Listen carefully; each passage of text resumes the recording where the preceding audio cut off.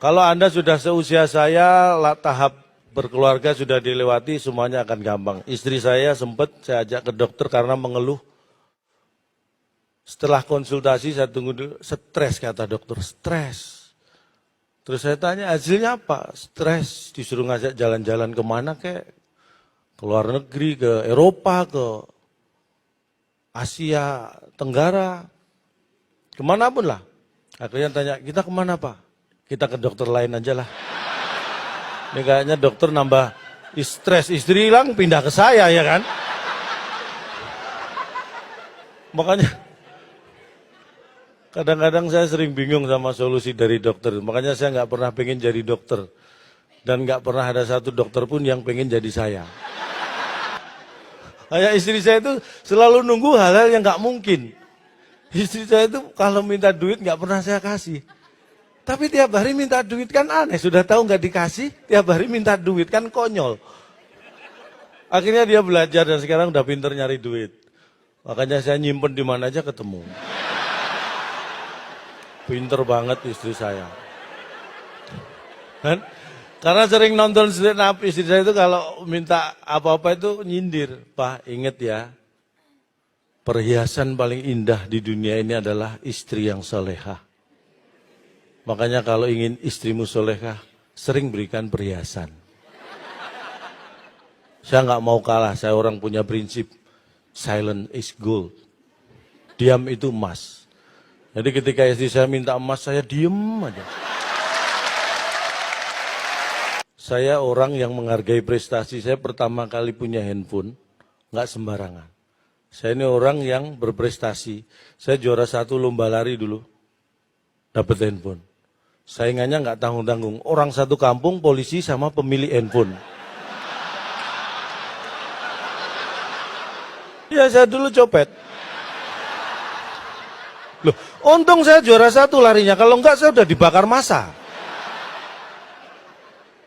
Pesannya apa? Untuk hal yang negatif saja kita butuh prestasi, apalagi hal positif. Ya, ingat itu.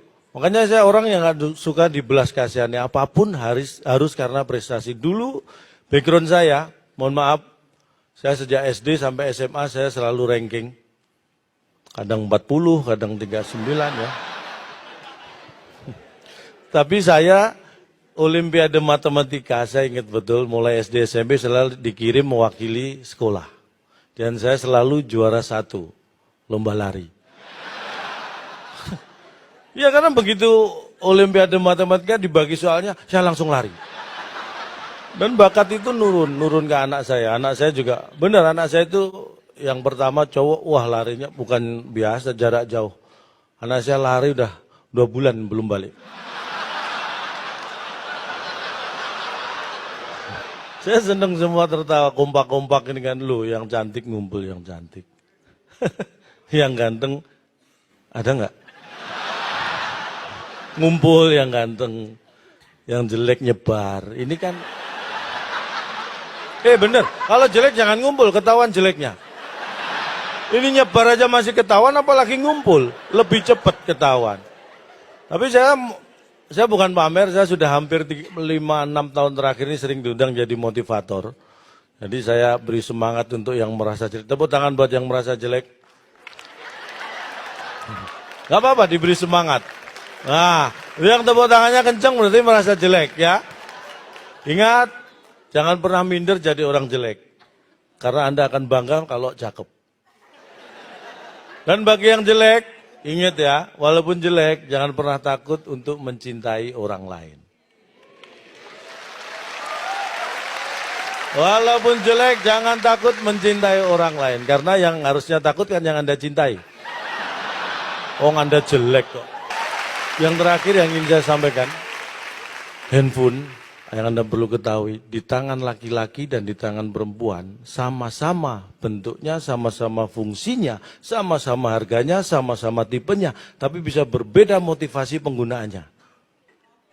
Sebagai contoh,